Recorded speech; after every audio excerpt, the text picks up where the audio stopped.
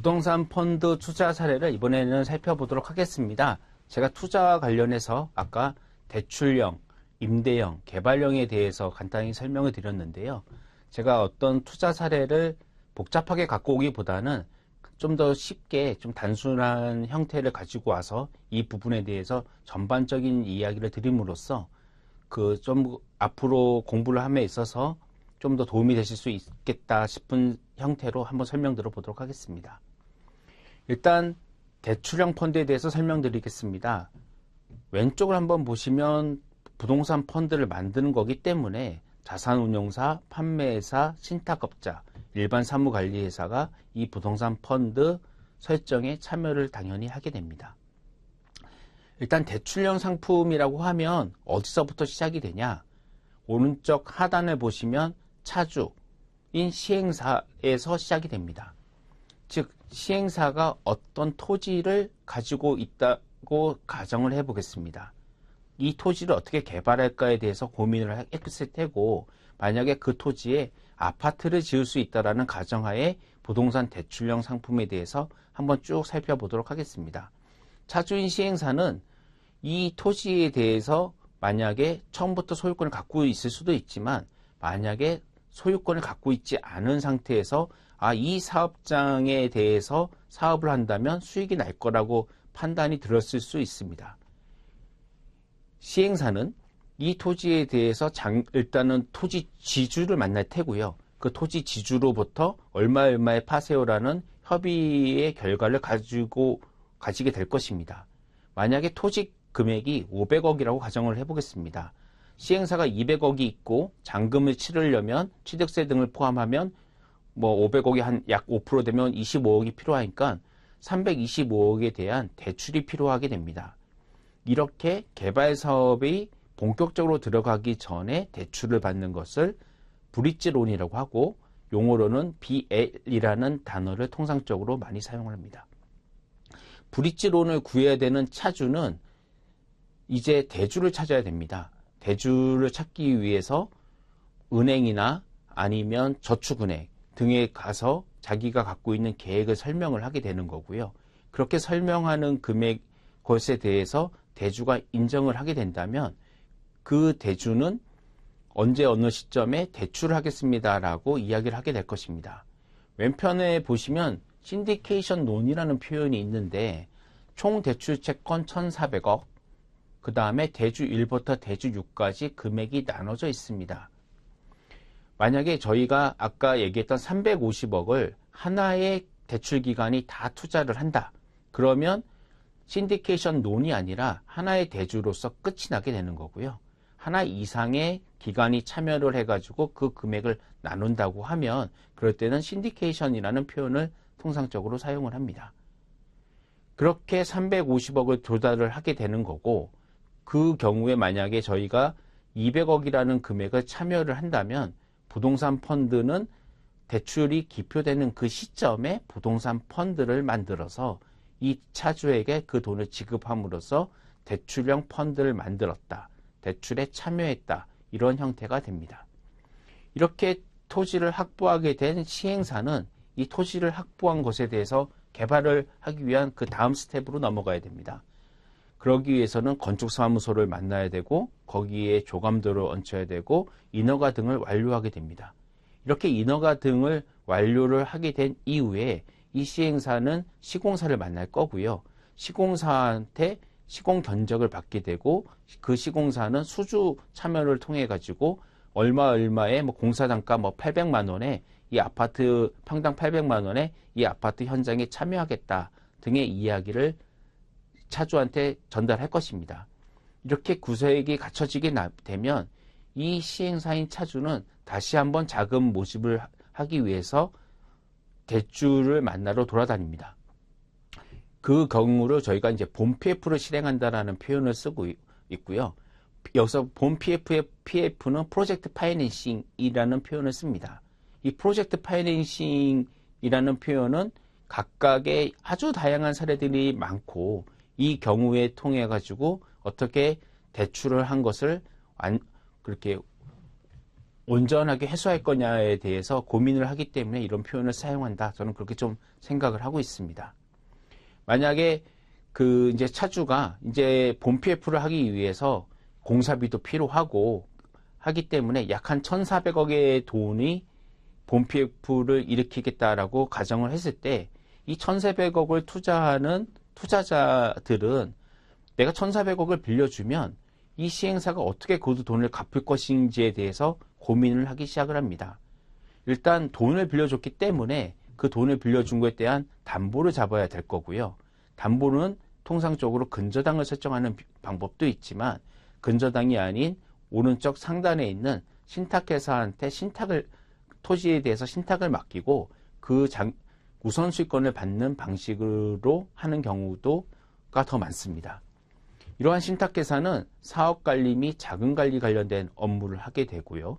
저희가 이렇게 기초적으로 우선수익권을 확보하는 방법 외에도 이 차주가 저희의 대출금을 원활히 회수하기 위해서 몇 가지 체크를 하게 됩니다. 제일 먼저 체크하는 것이 분양률이겠죠. 분양이 언제까지 달달을 하면 당연히 그 부분에 대해서 도달하지 못하게 된다면 그 이후에는 어떻게 할 것입니까? 만약에 차주가 앞으로 6개월 안에 분양률 무조건 달성을 합니다. 그리고 그렇게 확보된 공사 비용을 합쳐서 여기 있는 아파트를 다 지을 수 있습니다라고 얘기를 했는데 만약 분양률이 달성하지 못한다고 하면 차주로 통해 가지고 6개월 이후에 8개월까지 에코티를 200억, 300억 더 넣으라고 한다든가 아니면 지금 분양가격이 너무 높으니 분양가격을 할인해서 매각을 한다든가 그것도 아니라면 시공사가 무조건 책임 준공을 하라고 한다든가 이런 식의 안전장치를 각 케이스별로 넣어서 대출에 대한 안정성을 판단합니다. 대출에 있어서 제일 중요한 거는 대출 원금과 이자를 원활히 회수하는 것이며 대출을 함에 있어서 대출을 회수 못한다라고 생각을 하면서 투자를 하는 대출 기관은 아무도 없다. 이렇게 생각하시면 될 것 같습니다.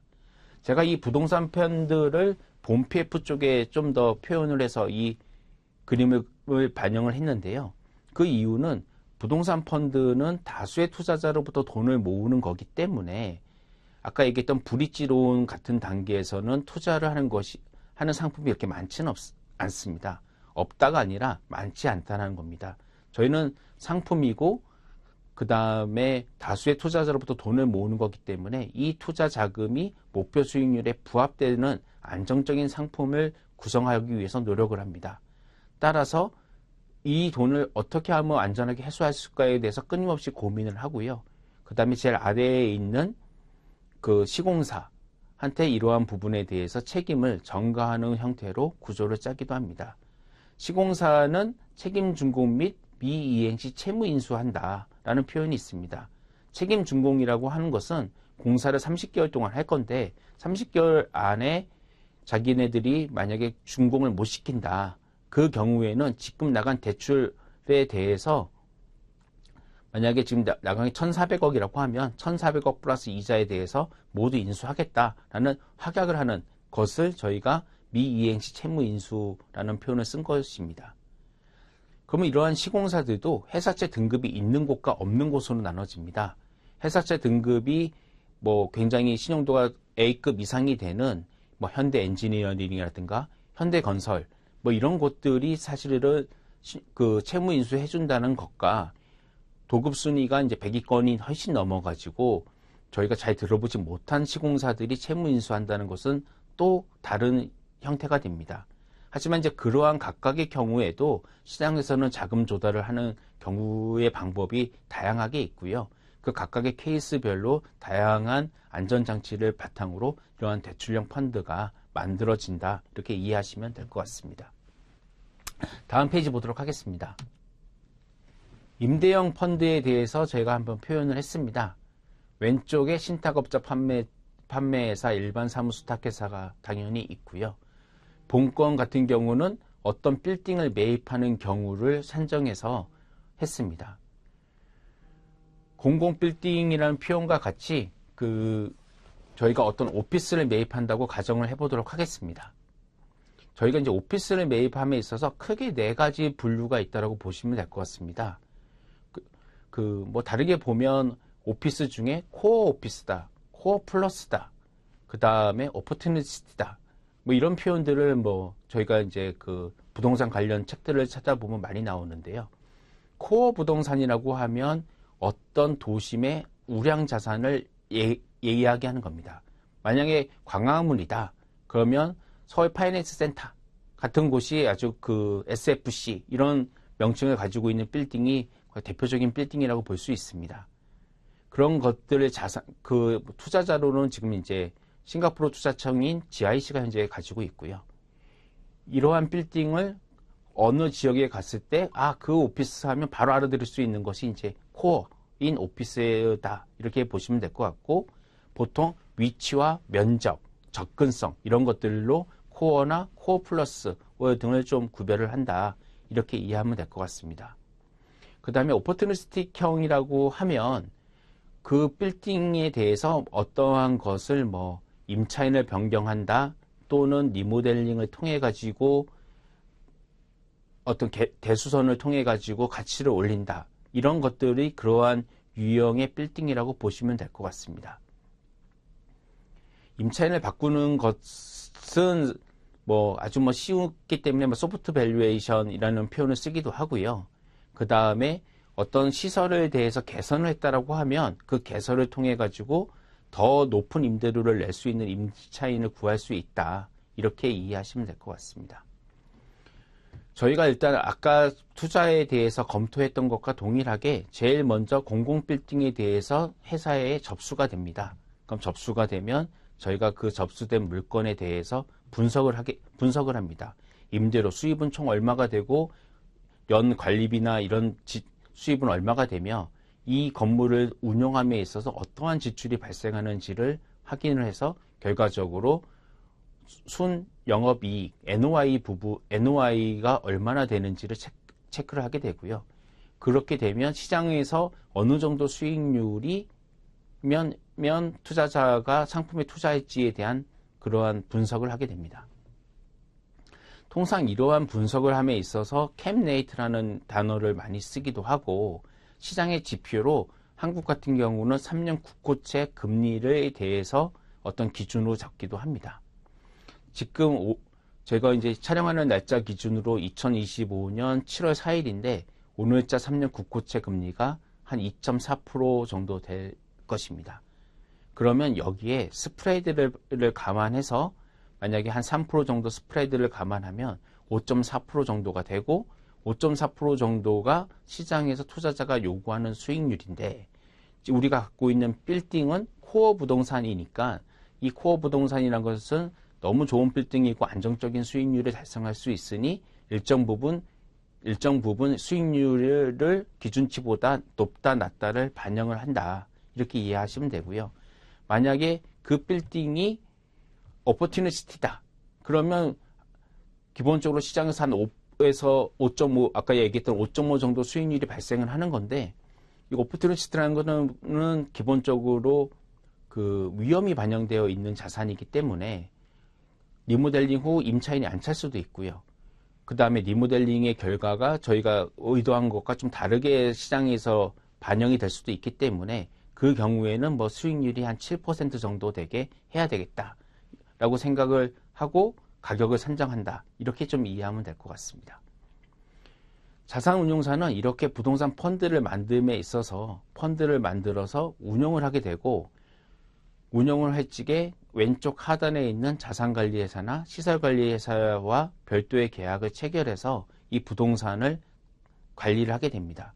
자산관리회사는 1년치 애뉴얼 캐시플로우를 짜서 어느 정도 수익과 비용이 발생을 할 거고, 임차인은 언제 들어와서 언제 나갈 거고, A 임차인, B 임차인, C 임차인이 있다면 A 임차인은 임대차가 만기가 됐을 때 재계약을 할지, 그 다음에 B 임차인은 종료하면 어디로 나갈지, 이러한 것들에 대한 조언을 해줍니다.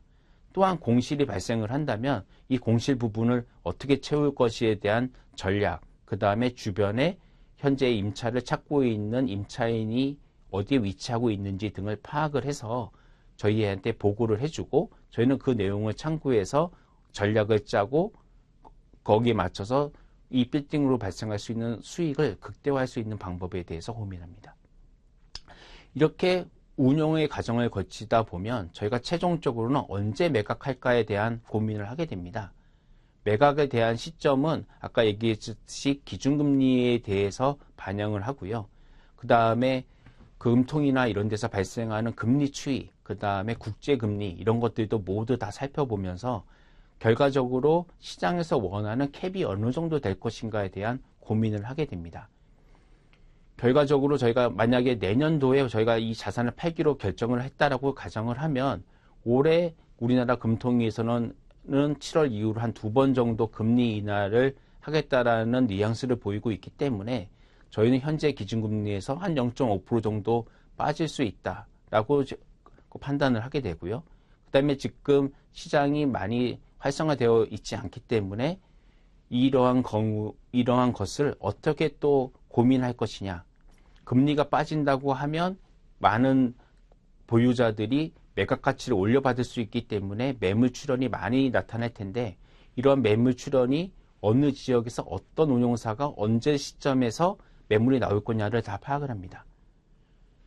각 연도별로 취득한 시점이 있기 때문에 운영기간이라는 것도 저희가 이해를 하고 있고요. 그 다음에 각 매니저들이 각각의 운용사들과 평상시에 교류를 하고 또는 매각 주관사와 평상시에 교류를 하기 때문에 CBD, GBD, YBD의 어떠한 오피스가 어느 시점에 잠재 매물로 나올지에 대한 정보도 저희가 취득을 합니다.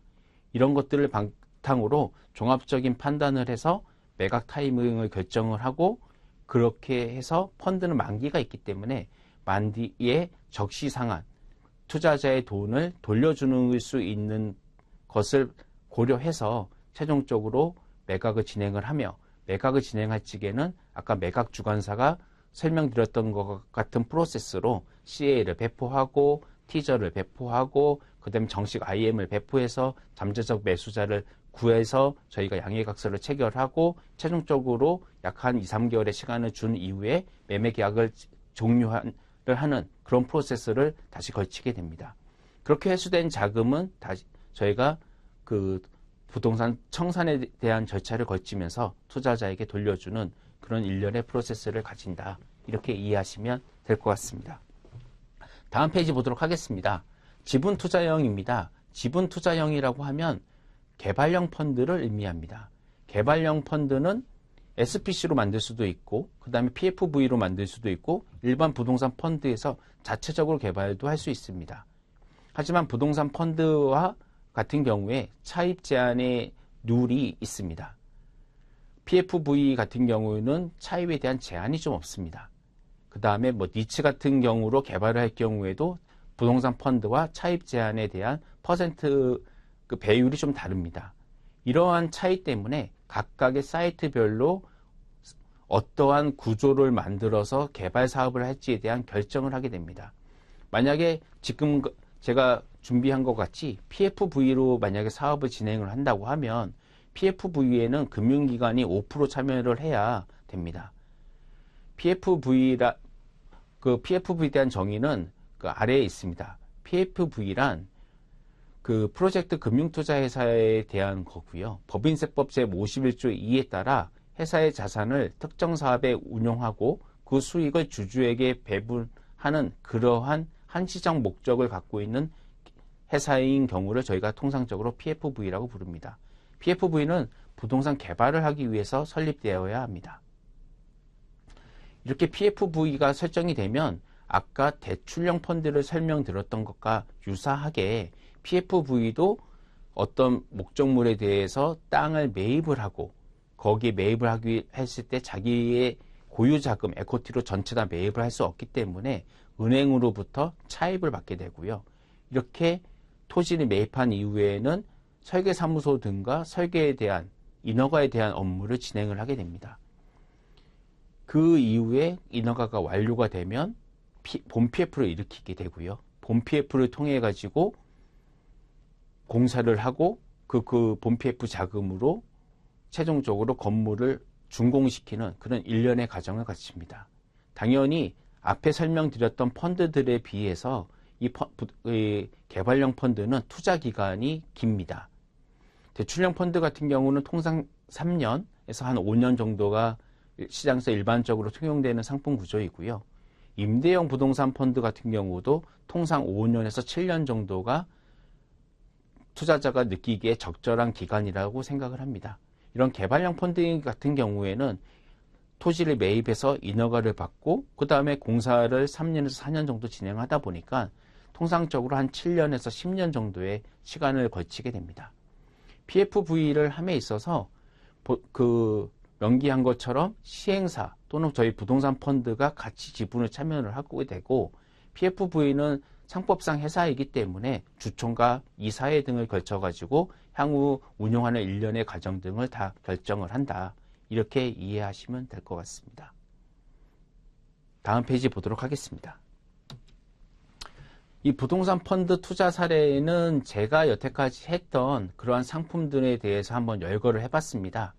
그리고 제가 오늘 강의에서 설명드리고 싶었던 요점 중에 하나는 저희가 어떠한 부동산에 대해서 분석을 할 적에 대출형을 하거나 임대형을 하거나 개발형으로 상품 구성은 할 수가 있고, 이러한 상품 구성은 각각의 다양한 회사들과 업무 협약을 통해 가지고 진행한다는 것입니다.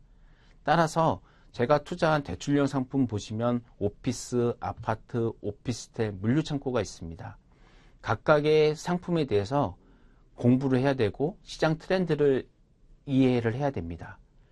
그리고 임대형 상품에 보시면 오피스, 극장, 호텔, 마트, 물류창고 등이 있는데, 코로나 시절 같은 경우에는 물류창고에 대한 투자의 붐이 일었다면 지금은 이 부분에 대해서 과잉 공급이 돼서 굉장히 시장이 약간 침체되어 있고, 극장 같은 경우에는 예전 같은 경우는 극장에 대한 방문객이 많았기 때문에 시장에서 저 상품을 유동화로 많이 했었지만, 지금은 극장 사업이 약간 하향 기조에 들기 때문에 저런 상품을 만들어서 액시까지 원활히 하는 거는 조금 어려운 그런 시절에 들어가고 있습니다.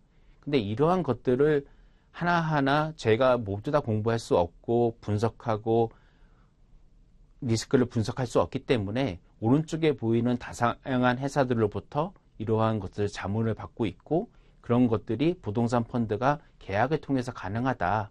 그리고 이 각각의 전문 법인들 중에서도 그 안에 일반 기업을 대상하는 곳도 있지만 부동산 펀드와 부동산 유동화에 관련된 것을 전문으로 하는 회사들이 있다라는 것을 말씀드리고 싶습니다.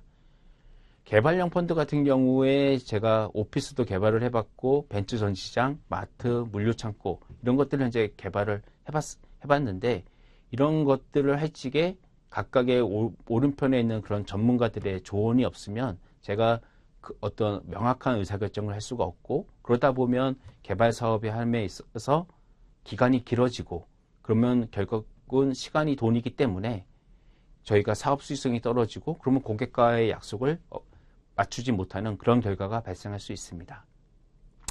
이상으로 부동산 펀드에 대한 설명을 마치고요. 부동산 펀드는 현재 부동산과 관련된 거의 모든 것을 투자할 수 있다는 것을 이해해 주셨으면 좋겠고, 오른편에 있는 다양한 회사들이 이러한 펀드들과 협업을 하기 때문에 이러한 회사, 이 네트워크로 표시된 회사들에 대해서도 취업 등을 할 적에 관심을 갖고 많이 지켜보면 좋을 것 같다고 생각이 됩니다. 부동산 자산운용사는 이제 한 22년 정도 됐고 앞으로 성장성이 계속 커질 회사입니다. 그래서 이쪽 자산운용 업계도 많은 관심을 갖고 지켜봐 주셨으면 좋겠습니다. 감사합니다.